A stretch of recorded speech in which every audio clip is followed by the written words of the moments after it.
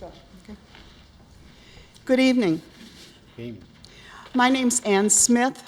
On behalf of the League of Women Voters of Kitsap and our co-sponsors, the NAACP, the Kitsap Historical Society, and the Kitsap Regional Library, welcome to our series of candidate forums for the 2015 election season.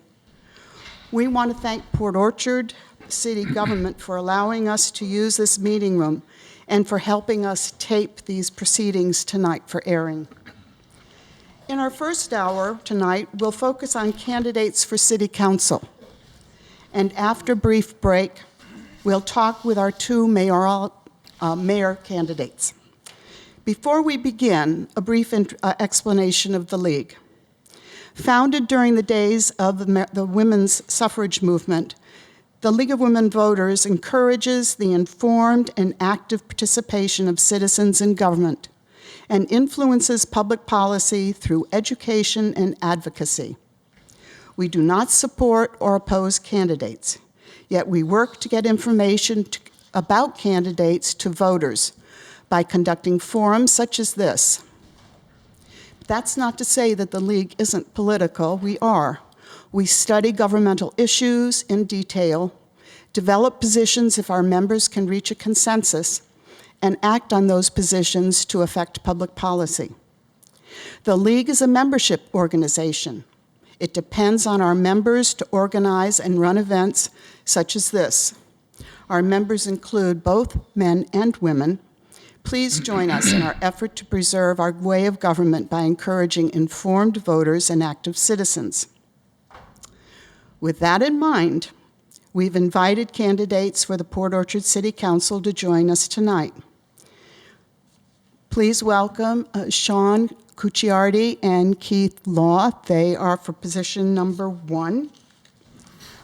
John Clausen and Nick Whittleton, council position number 4. Cindy Lucarelli and Marcus Lane, position number 5 on the City Council. And the at-large candidates, Clancy Donnan and Bill Christensen, who's a write-in candidate, but went through all of the other procedures for being considered by us. Welcome to you all. Please give them a round of applause.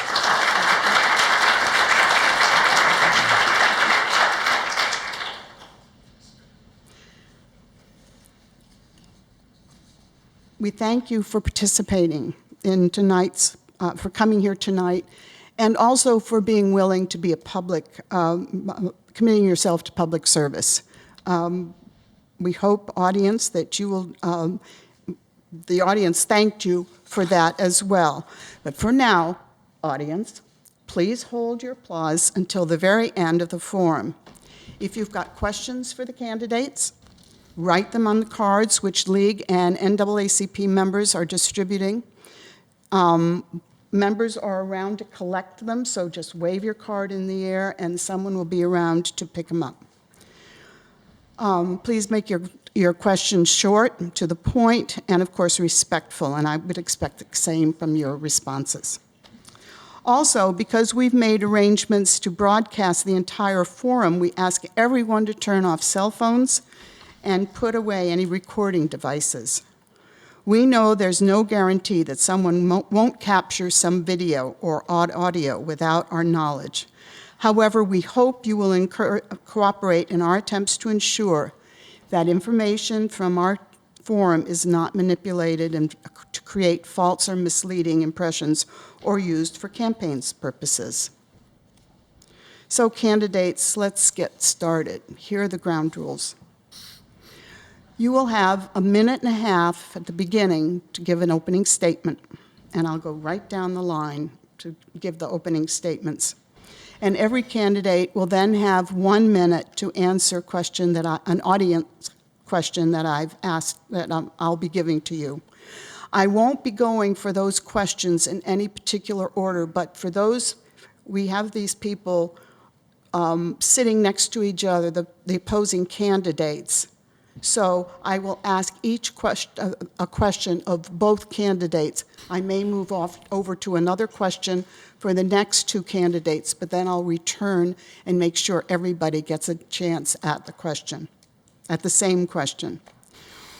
You will have also, I'll give another minute toward the end, before you close, I'll give you another minute. If there's a question that you feel you need to respond to your opponent on, or that you want to elaborate on a response, I'll give you a chance to do that then. And then finally, we'll give you another minute for a closing statement. Our timekeeper, Judy Arbogast here, will indicate to you when you are 30 seconds left and when you must stop.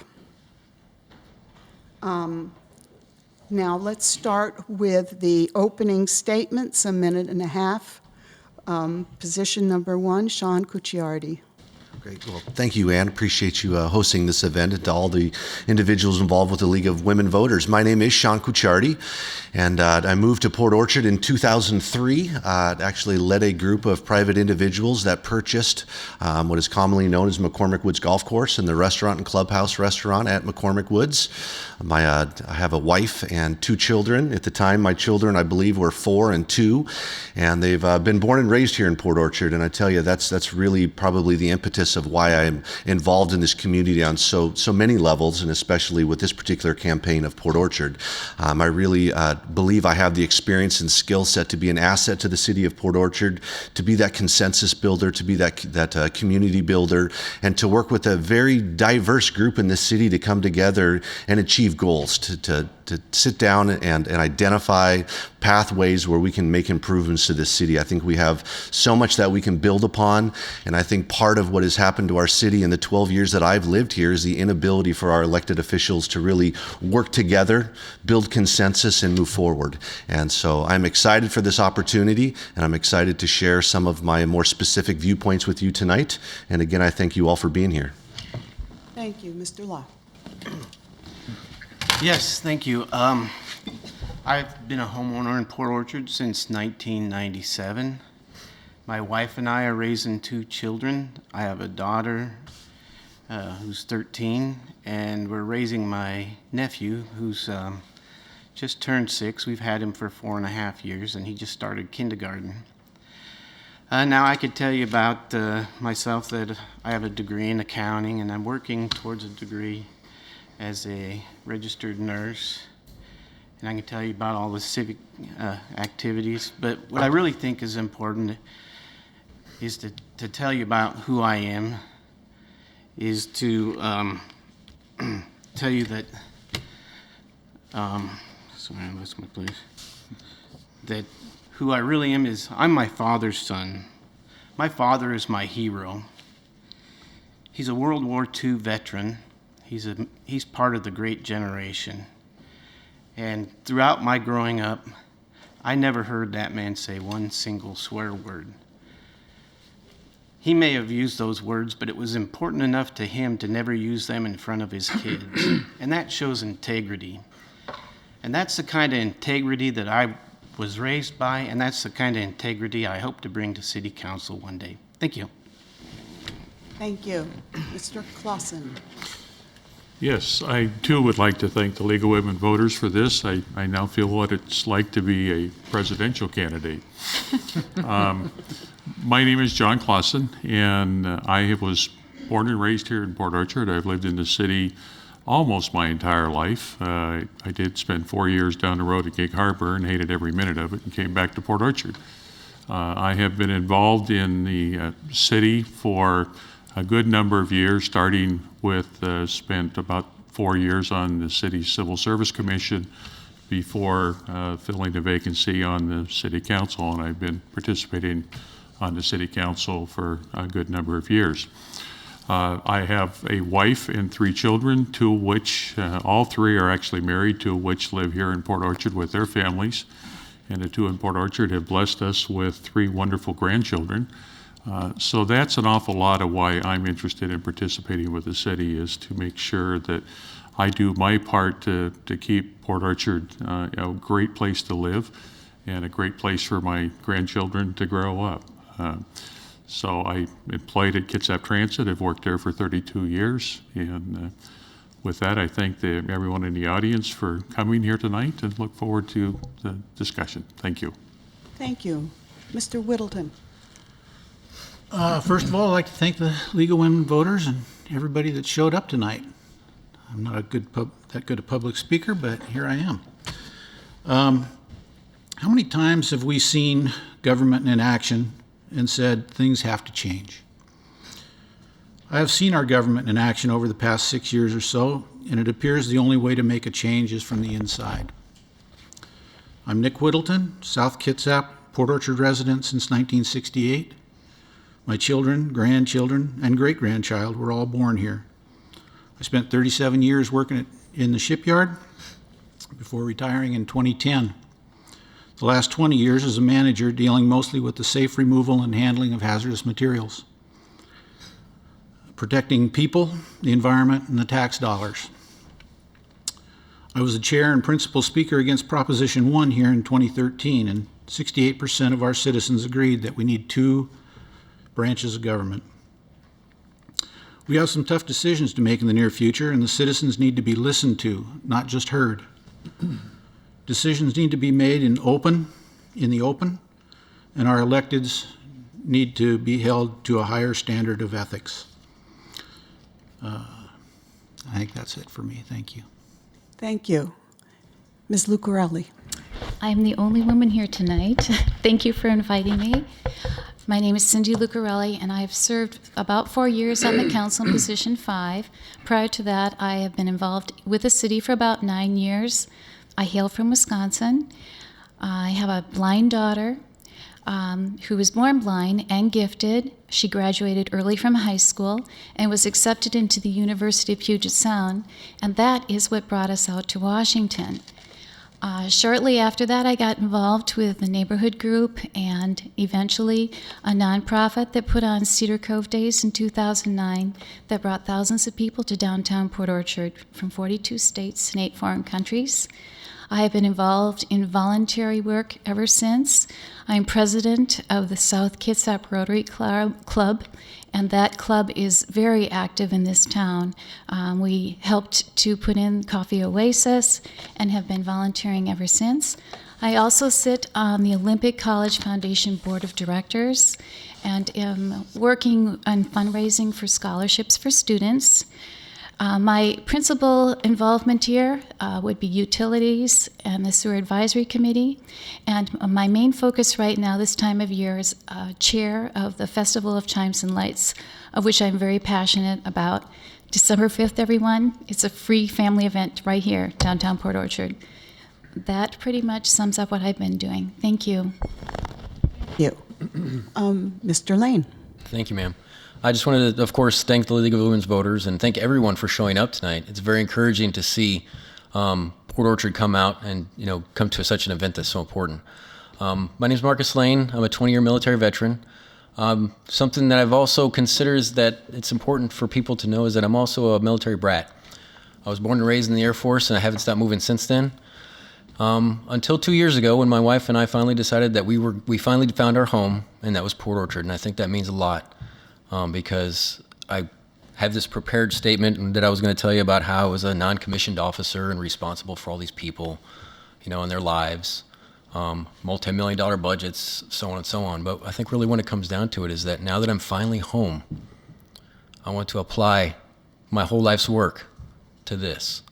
Because there's so much that our community has that we're so capable of that we just need to foster the teamwork in order to do it. And I know that we're capable of doing it.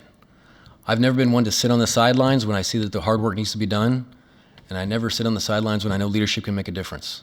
And that's what I'm here for. I'm here to make a difference, and I'm here to do the hard work. Thank you. Thank you. Mr. Donlin.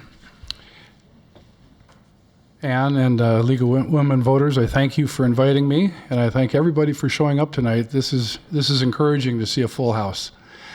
I'm a longtime resident of Washington State. Lived on the east side, Bellevue, Redmond, Kirkland area for most of my life. And just 3 years ago, my Souther and I, Karin, found Port Orchard. We discovered it. And we fell in love with it. And so I'm pleased to be able to run for city council, and I cannot wait to get started. A little background about me: I'm a trained kitchen design space planner, design sales. I'm on hiatus because we purchased a house here, and like many homes, the beautiful old homes, it needed a lot of work, so I took time off and have been putting the work in. As far as involvement in the community, we were thrilled that the people in this town were so welcoming and so warm, and we knew immediately we found home, and we couldn't wait to get involved. I've been involved in the Taste of Port Orchard as a committee member, chair, and most recently created an event called Hogfest that brought quite a few people into town just a few weeks ago. I'm like Marcus, I am ready to do the hard work. This town is at a crossroads. There's a lot of important decisions to be made, and I'm willing to help. Thank you. Mr. Christensen. Well, good evening, and thank you for the invitation to speak with you tonight. My name is Bill Christensen, the write-in candidate for the City Council at Large position. That means to elect me, you have to write my name in on the ballot. I'm very qualified for this position. I have a degree in business economics from the University of California at Santa Barbara, a background in real estate, 2 certificates in accounting, and my goal is to complete my CPA education. I'm currently a special projects manager for employee services at PSNS. Sherry and I have lived in Port Orchard for over 28 years. Our family consists of our 2 kids, Lily, a 2-year-old golden retriever, and Munchkin, a 14-year-old black long-haired cat. For the past 5 years, we've lived just a few blocks up from downtown Bay Street. We're very involved in our city and have volunteered for countless nonprofit groups and projects in our schools, churches, Navy, and service organizations. I entered this race because I'm concerned about downtown development. I heard that there are plans to build a large, tall condo project on our waterfront. Many people have been saying it's a done deal, that there's no stopping it. I disagree.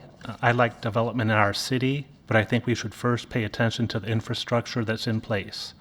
I'm concerned that some of our city council is not listening to the voices of the people, and as a city council member, I will listen to you and represent your voice. Please vote for me and tell your friends to vote for me. Thank you.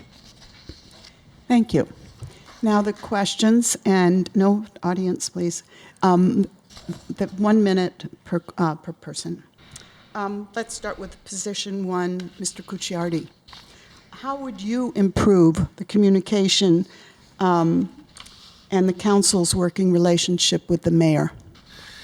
I think it starts with sit-down, old-fashioned, face-to-face communication. I think, I look at my children, I look at my work, and all of the social media and all the electronic, forms of communication, and it really, more times than not, is a very, very poor form of communication.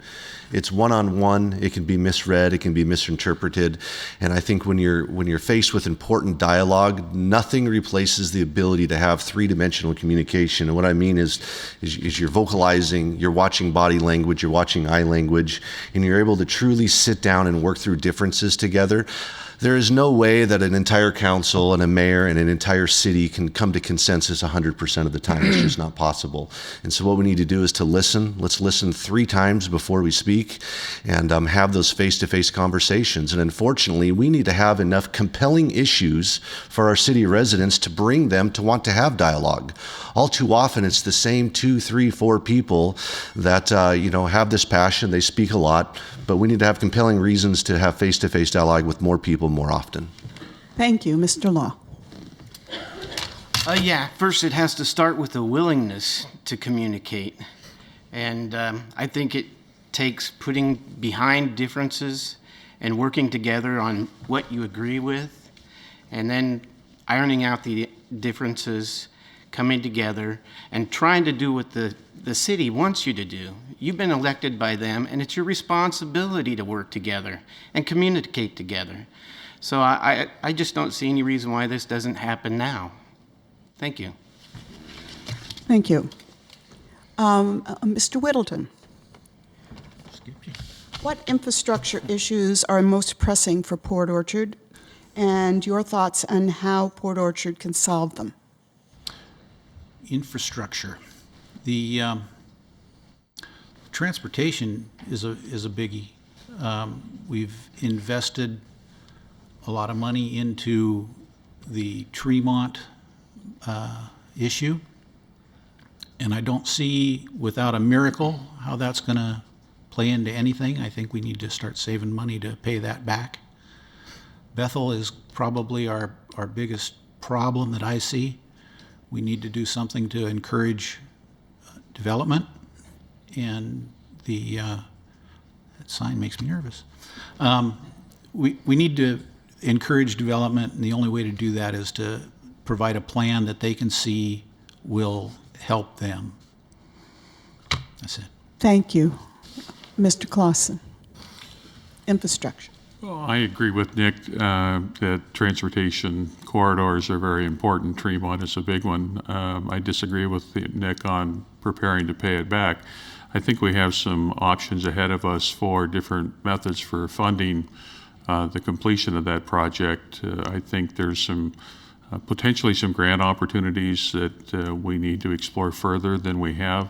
I think there's some low interest loans that are available to the city that we could look at. And I think there's an opportunity for us to fund a portion of it ourselves. So I'm not interested in giving $3 million back. I think in addition to Tremont, Bethel needs a lot of work, but I also think that our utilities, our water utility in particular, has some needs as well. And we're underway with connecting a new well that we drilled a number of years ago into the water system. That project should be completed probably within about a year. And then we have some other wells that we need to decommission as a result of bringing that new one on. Thank you. Ms. Lucarelli, Port Orchard Port Orchard is often listed as having one of the highest crime rate cities of its size.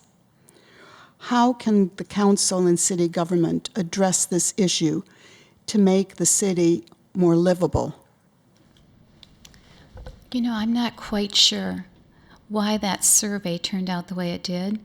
I think most of the citizens here feel quite safe in this town. I do. We walk at night. I have never had any issues. I think that the police force here has done a great job of trying to make Port Orchard safe.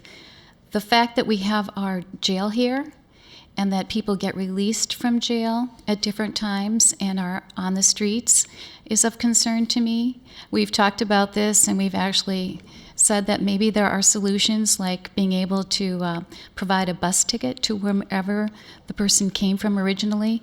But in general, I think that the police are doing a good job, and I have not heard any complaints. I've heard from citizens in McCormick Woods that they'd like to see more of a police presence out there, and I know that that's something that is being addressed, but we just have come off of a recession, and we are now probably getting to be a little more able to have to increase our force. Thank you. Thank you. Mr. Lane, how would you address the problems of crime? Yes, ma'am. I've spoken with the police force we have, and they're very capable, and they're also very much on top of things too. One thing that people may not realize is the fact that you report a crime or you have an incident or a problem, that they'll look into it and they'll actually create each officer will actually have a little mini project in order to try to help solve those problems and addressing the root causes. I think a lot of what we have when it comes to statistics are kind of disproportionate because by incident, because we have all the county institutions here within the city limits, that we absorb those statistics, and I don't think a lot of people realize that. So crime, I think in a lot of ways, it's much better than people realize, and it is a very safe place to live.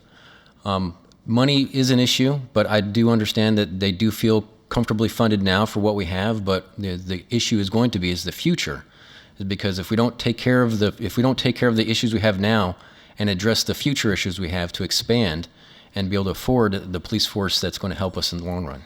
Thank you. Thank you. Mr. Christensen,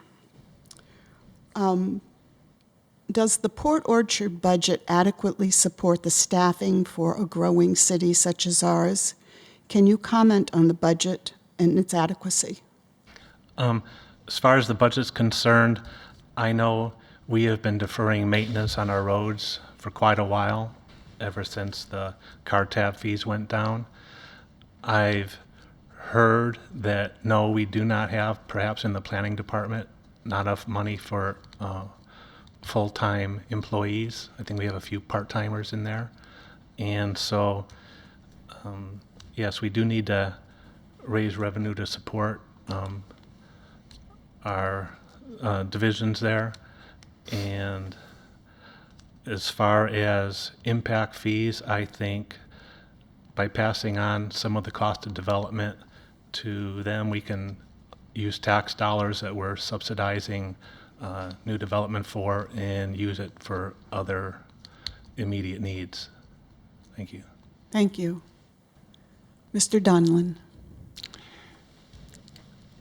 As the city grows, there's going to be more needs for the planning department. As the projects come to fruition, there's going to be more demand on them. Right now, I believe it's a 6-week, if you have a building permit, it's a 6-week turnaround. And sometimes it stretches to 8 weeks. In order to have consistent growth, we need to address that. We'll need to hire a few staff members. And interestingly enough, in the police department, I had a conversation with Chief Mardai recently, and I was surprised to find out that they are not having a handout. I was genuinely shocked. He described how his department runs, and I agree with Marcus that each officer has a project that they have to live up to, and when they have an incident, they write out a report. And as far as the crime goes and staffing for crime, a lot of the crimes are committed outside the city limits, yet reported as Port Orchard crimes. Thank you.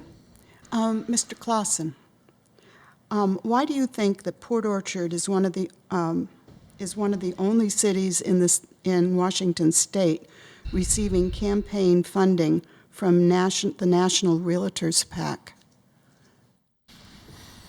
You know, I can't answer that. I have no idea that we were the only city that did that. So I'm not sure I have an answer for you. Mr. Whittleton? I don't know, but I'm flattered. I went into this campaign thinking I had a chance, and when that happened, boy, I knew I had a chance. So that's all I know about it. Okay. Mr. Donlin, can you answer that question? I do not know. I don't know why they would focus on Port Orchard. I was offered money. I didn't accept it. I've run my own campaign from my own pocketbook. But I, like the others, I don't know. Mr. Christensen? Well, I didn't get a phone call, no checks in the mail or anything. Maybe because I'm a late entry, I'm not sure.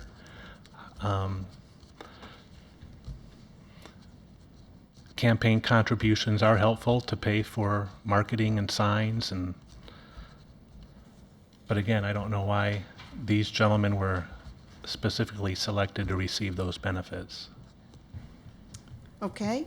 Mr. Law, can you comment on the listing of Port Orchard as a high crime area or city, and what you think the council might do or the government might do to bring back a better outcome or to lessen crime in Port Orchard? Well, I really don't know. It's probably more localized in areas, and like some of these people have said, outlying areas may be counted towards that crime rate. But as far as any time I've dealt with or had any dealings with the police, my wife had a stalker one time, and they were excellent about it. I have nothing but praise about our city police. It ended right there, and they did follow-ups, and so I don't really think it's a problem so much in Port Orchard. It might be localized pockets. Yardy? Yeah, I must admit I feel a little differently. I do believe that our crime rates here in Port Orchard are out of proportion. I see it, I feel it, I read it. I know in the community that I live in, it's incredible to see the amount of petty crimes, up to serious crimes. And I think our police force does an amazing job with the resources that they give. But this is really a community issue, and I think there's things we can do together, without dipping into and breaking the bank on increasing, the amount of resources we're putting at this. But I know, for example, when Port Orchard was annexed, there's a huge response time difference between where the police officers are down here and if they're responding to a call up there. And so we worked together in that community to find a station that they could house themselves in. And I believe the rental fee of that is like $100 a month. And so it's things like that, working with community to identify opportunities to make our resources go further. And I will absolutely work with our police force and Chief Martai to increase the safety of our community. Thank you. Mr. Lane, could you talk about, if you were elected to the council, how you would improve the working relationship with the mayor? I wouldn't have any problem with the mayor, no matter who he is. It's always about, for me, it's always been about a sense of teamwork. It doesn't matter whether you like anyone or not. It's about being professional and being a public servant and doing the job that the people expect you to do. I don't think it matters who's sitting next to you or on the other side of the aisle, and it doesn't matter who the mayor is. It's all one team. And if we can set our personal issues aside, it makes it very easy. Ms. Lucarelli, thank you. Would you repeat that one more time, please? Sure. How would you improve communication in the council's working relationship with the mayor? Well, to be honest with you, this was my first term as city council member, and I haven't had a lot of interaction with the mayor. Mostly the interaction on the council is with our committee members, and I think we have worked really well together as a committee. The mayor sits in on some of our committee meetings, but we don't have a lot of interaction going back and forth with the mayor. The committee chairs and staff are really the ones that we work with mostly. I would say I heard in the past that the mayor had meetings more with council members, but our current mayor has not had meetings, and we don't get calls very often, but I don't really have a bad working relationship with the mayor. We just don't have much connection because of the way that the system is set up at the moment. Thank you. Thank you. Mr. Whittleton, does Port Orchard city budget adequately support the staffing of our growing community government? I think it currently is adequate. I think the Department of Community Development has some struggles with pushing things through. They've got a tremendous I couldn't believe the size of some of the packages that they're working on. Some of the other areas I question, stormwater. I think the stormwater is overstaffed, and I think that would be a good place to find a worker to do DCD. But I think it's adequate. Mr. Donlin, what infrastructure issues do you see as most pressing in Port Orchard? I agree with some of the previous comments that our roads need improvement, and the utilities, the water supply. Currently, we're buying some water from Bremerton, and we're about to tap into well number 10. It'll come down Perry Street. I won't be able to get in out of my driveway for a few days, but I'm willing to give that up. And a couple of other wells will be shut down and used only in emergencies. So it's being addressed. It just hasn't happened yet. It's going to happen in the next year. Our roads, although I'm from Redmond and Kirkland, and Port Orchard hasn't seen traffic like over there. I mean, it's pretty nasty. But we do need to get those widened and be proactive, be ahead of it, and not be forced to make quick, hasty changes because we've kicked the can down the road. Thank you. Mr. Cucciardi, can you comment on the staffing issues in the city council budget? Do you think it's adequate? Yeah, I do believe it's adequate. We certainly are not overstaffed, but I do think that it's up to the mayor, as he oversees the staff, is to analyze his staffing levels every year and balance those against, the workload of the different projects that occur year to year. And I think it's normal in any business, any city, that your staffing loads and your priorities can change. And I believe that, with the projects that have put on our staff, for the most part, with probably the exception of DCD, because it's been overloaded with the backload of some of the development projects that ceased there for a number of years.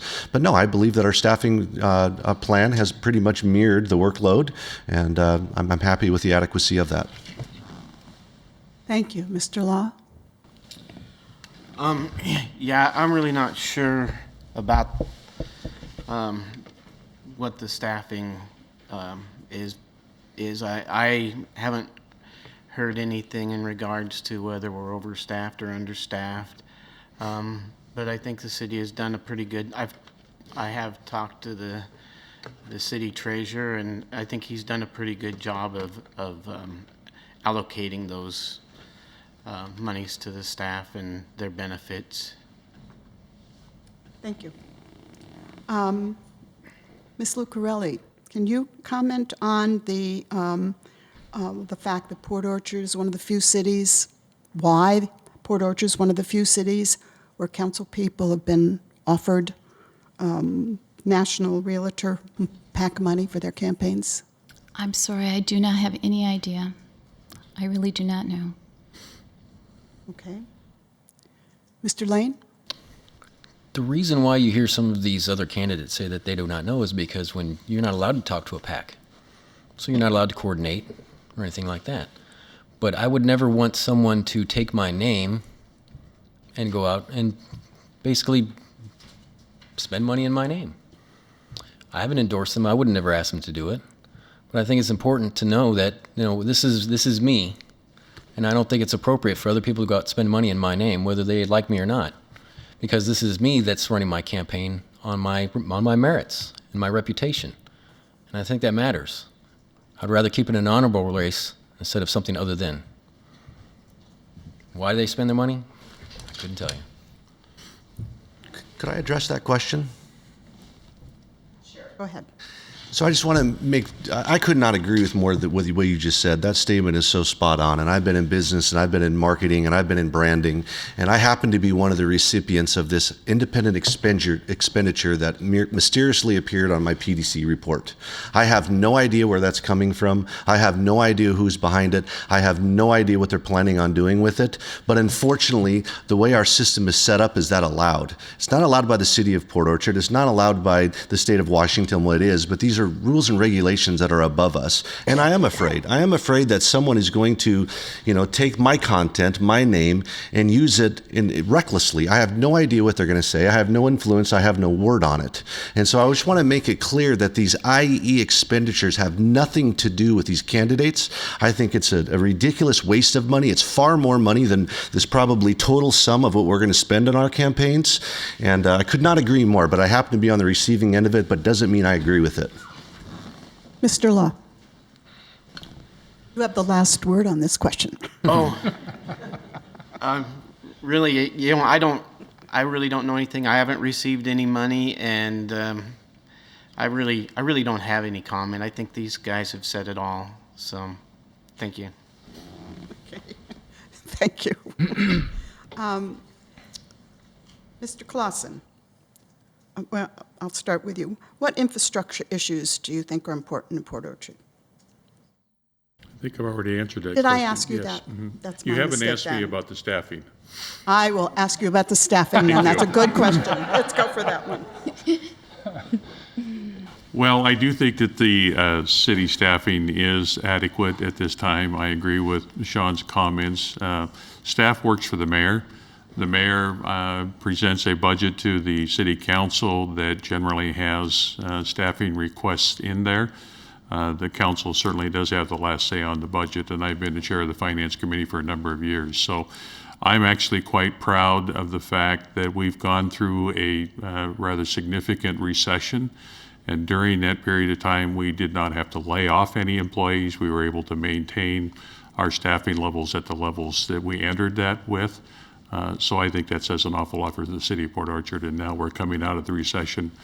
We've also been able to do an awful lot with technology to help our existing staff levels deal with the increasing demands. Mr. Whittleton. Do I have to answer it again? Did I ask one of you and not both of you? Yes. Oh, you mean we've all done, okay. Well, that's good. I'm sorry about that. That's okay. Let's go to Mr. Donlin. How about the staffing issue? You haven't answered that question yet. Yes, you did ask me that. But I'll answer it again if you want. Cindy Lucarelli, I didn't ask you. You didn't. Okay, I'm sorry. You didn't. Very complicated. Thank I'm trying to do you. this tonight. Well, from what I've been able to witness is the current staff does work very hard, and they've been very diligent to balance their workloads. And when the department heads have a need, they do come to us. They do take their needs to the finance committee. And I mean, that's been done several times while I've been on the council, where a department head says, we are overwhelmed and we cannot get to this work, and we do need a part-time person, or they'll identify their needs. So I think that the department heads have been excellent about that, and that the city has worked very hard to supply the staff needed. It seems sufficient, but I know they work very hard. Mr. Lane, staffing. I've had the opportunity to build and lead a lot of teams in my life, and you can see when the teams here that work in the city staff, they're doing a lot more. They're doing a lot more than what they have people for. I know that our city's doubled in size over the past several years, but has the city staff grown proportionally so that they can compensate for that kind of work? I think that's a very good question that doesn't get answered very often, and even the city staff isn't sure about it, because in order for us to make it through the recession, we had to kick a lot of cans down the road. And I don't think that was fair to the city staff, because now they've got double the work and the same amount of people. Thank you. Mr. Donlin, how would you correct or improve the relationship between the council and the mayor?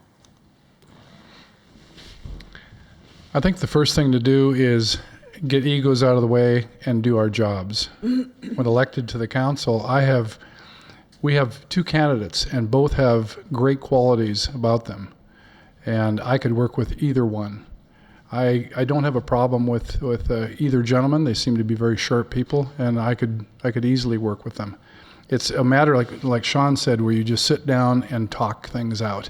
It's an old-fashioned technique, but by golly, it works. And this country ought to do more.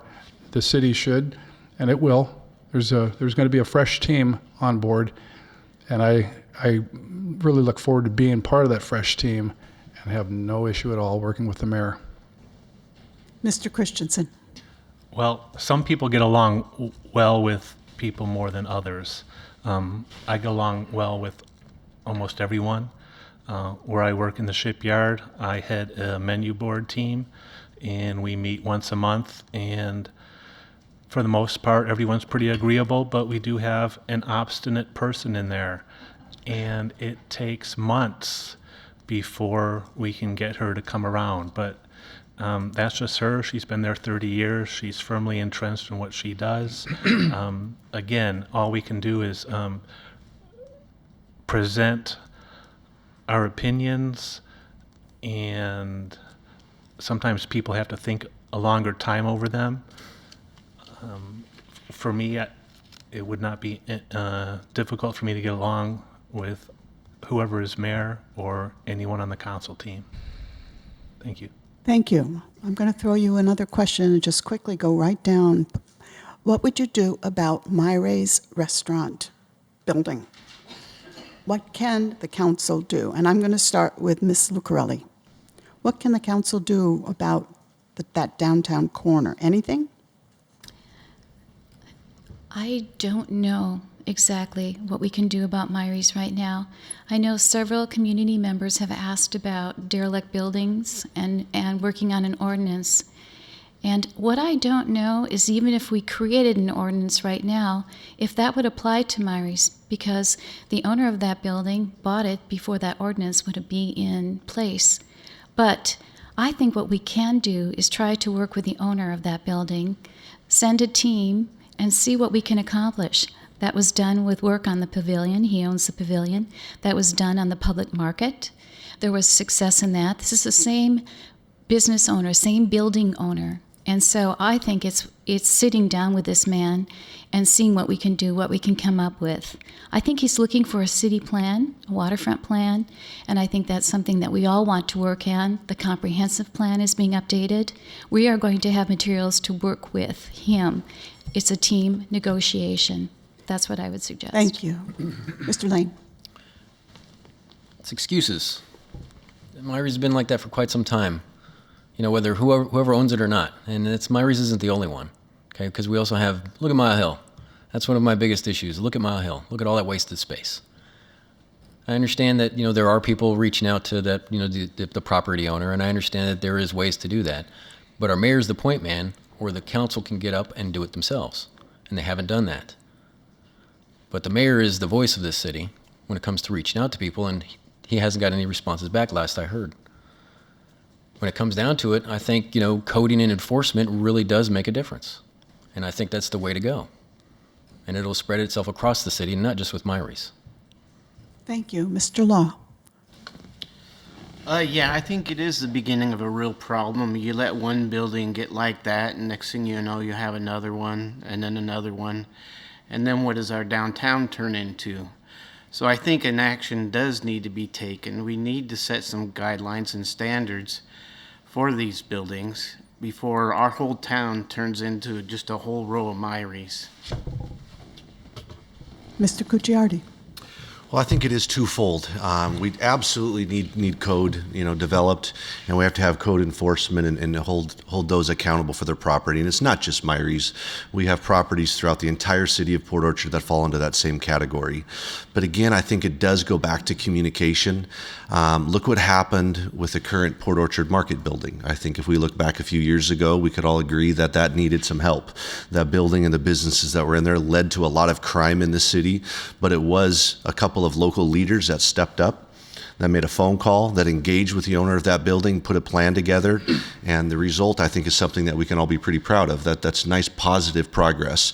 And so that's the tact I would approach. We need code, we need to enforce code, but we also need to invite dialogue. Let's go on record with that dialogue and see if we can't create a win-win. And I think that's how you get things done. Thank you. Mr. Clausen. You know, this is a real challenge and has been for a number of years, and we've tried a number of different approaches. We tried the heavy hand ordinance type approach, and that's what created that empty lot that's sitting next to Myries. We said, you're not going to fix it, we're going to come in and take it down. Now we have an empty lot. We actually bought a building on the other side of the street a number of years ago and went in and remodeled it ourselves. And then we were fortunate enough to be able to sell it. That didn't work well because I don't think we even broke even.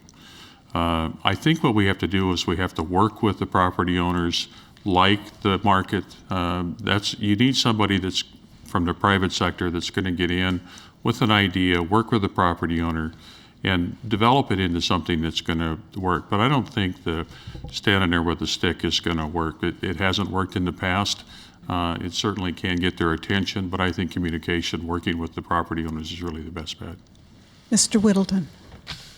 Well, I'm on the other side of the fence on this one. I think a big stick works good. It worked in Denver, it worked in Portland, it's worked in Tacoma, it works in Bremerton. A few years ago, we had an individual that owned almost those same properties, and they were rented most of the time, but they started falling apart. It created blight.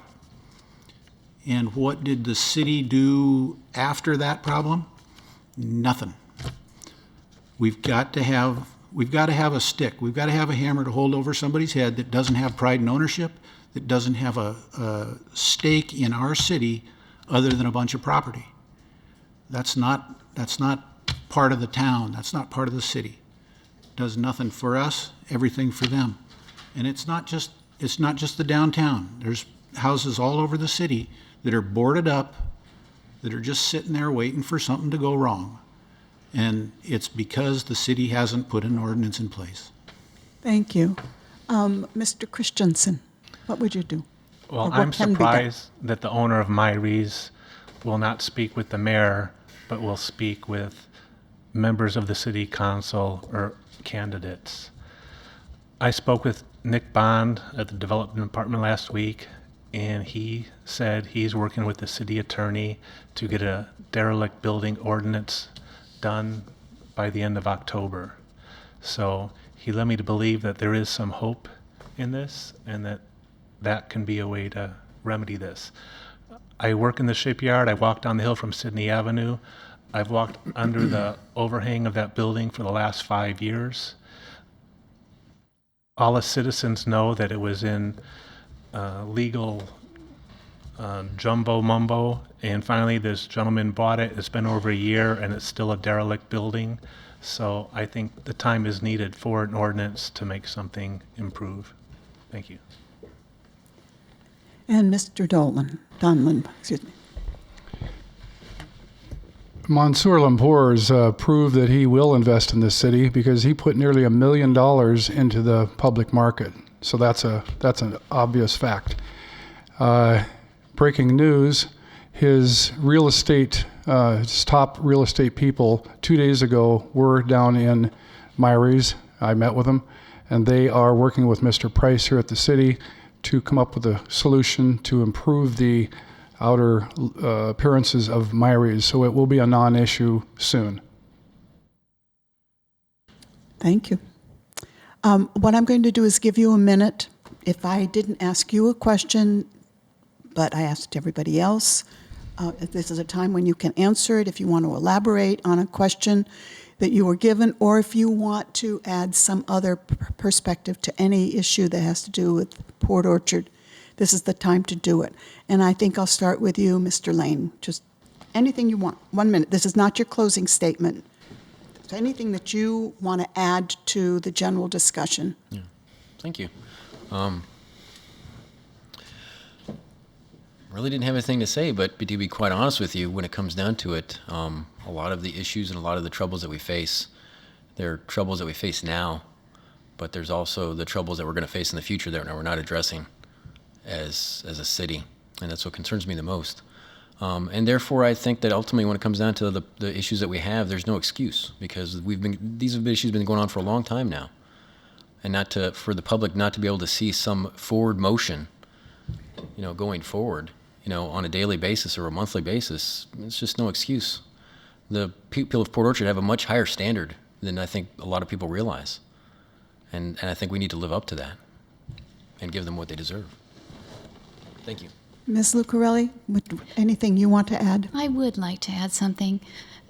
Some of the tone of this discussion has been rather negative, and when I moved here, even though I didn't exactly like the way downtown looked, I like this town. I think we have some of the most generous people in this community that exist, and our events are fun. I think that we have a lot of cooperation that's going on downtown. We have the POPSA groups, we have the Chamber of Commerce that's coming together. There is a lot more that's positive here than negative. One thing I want to say, there's a lot about the infrastructure that you don't see that's being improved. We have a lot going on. We've worked on well number 9. Well number 10 will be in commission soon. The pedestrian pathway has been worked on. We have a bridge going in. There are a lot of positive improvements in Port Orchard. Many of them are going to be underground in the near future.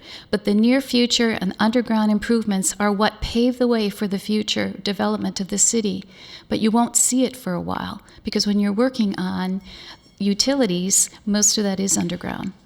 Thank you. Mr. Law, anything you want to talk about that we didn't touch on tonight or that you want to elaborate on? Really, I don't have anything to add at this moment.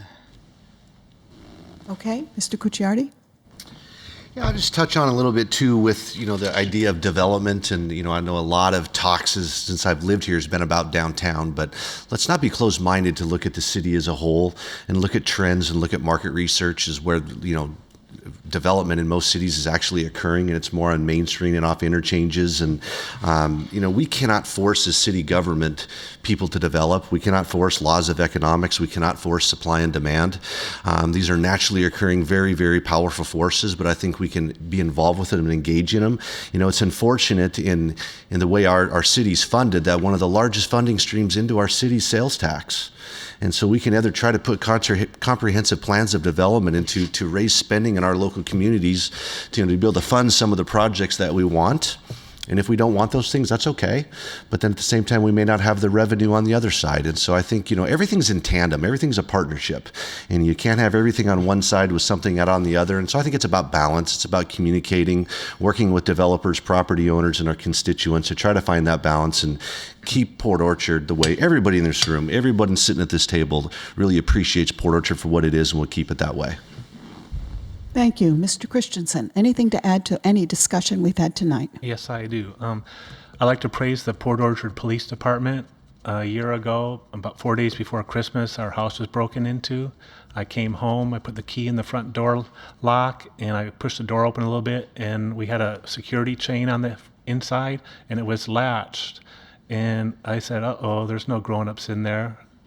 So we backed up, got in our car, called 911. Within 2 or 3 minutes, there were 3 Port Orchard police cars there. They had their guns out. The house was surrounded. They went in. The burglar left. They brought some evidence down here, got fingerprints. They worked on the case for a month. They caught the guy, a career criminal. He's in jail now. I don't know if it's Walla Walla for 5.5 years. So, and not only that, but they stole a lot of jewelry, and the detectives kept working the case even after they caught the guy. And every few days, they showed up with more and more jewelry that they found at different pawn shops, etc. So we got more than half of it back, which is just a miracle. So I'm really astounded at their efforts, and can't thank them enough. You were lucky. Mr. Donlin, anything you want to add to the discussion? Oh, just a little bit about downtown. I know it's a hot button when the word developer is mentioned, but I think that the city government owes the citizens the effort to reach out to developers and find out what it takes to develop the downtown area and keep the charm. I'm for development, but I'm not for giving away the farm. I like being able to walk downtown and see people I know and have them see me. I like that charm. And there's a way to develop it and keep that charm and keep the cost of rent for shops lower. There's a lot of ways to do that, and we don't have the time to elaborate on that, but I have plans for that as well. Downtown, that's our face. We need to work on it. Thank you. Mr. Clausen. Yeah, I actually think there's a lot more to the city than just what we've talked about, and I think it's been touched on. Downtown is important, but it's not the only place. I think just general economic development helps the city grow and grow smartly. I think creating jobs in the city with what we've done up at the industrial park, for example, and drawing in some rather large in the sense of about 40 employees, but well-paying positions up there. I also think that we don't live on an island, that we have to be able to work with other jurisdictions, other entities. There's a lot around us, whether it be the port, they own the marina and the park downtown, or the neighboring utility districts, or even the cities across the way. I think it's very important that we have that ability to work with others, not just in our own little town of Port Orchard. So, thank you. And Mr. Whittleton. The crime issue, I don't think we have as big a crime issue as it's made out to be outside of South Kitsap. I think our crime issue is basically 98366 and 98367. They're huge. They go everywhere. I think our crime rate is probably a small chunk of all of that. We do have a crime rate, and it needs to be addressed, but those statistics are not accurate for our town. And I think people need to know it that are here, We don't want that word to get out too far. Just the select people that we want here, bring them in. Thank you. Thank you. Now, we'll just go right down and talk, and each of you will have a minute more to talk about your candidacy or anything you want on your own behalf. Closing statement. I'm going to start with you, Mr. Christensen. Closing statement, please. All right. Thank you again for letting me speak with you tonight. We live in a beautiful community, and I want to keep it that way. I support a strong police force and fire department, excellent schools, and a representative government that listens to its citizens. Let's keep Port Orchard strong. To vote for me, just check the box next to the blank line in the at-large position and write in my name. You can write my full name, Bill Christensen,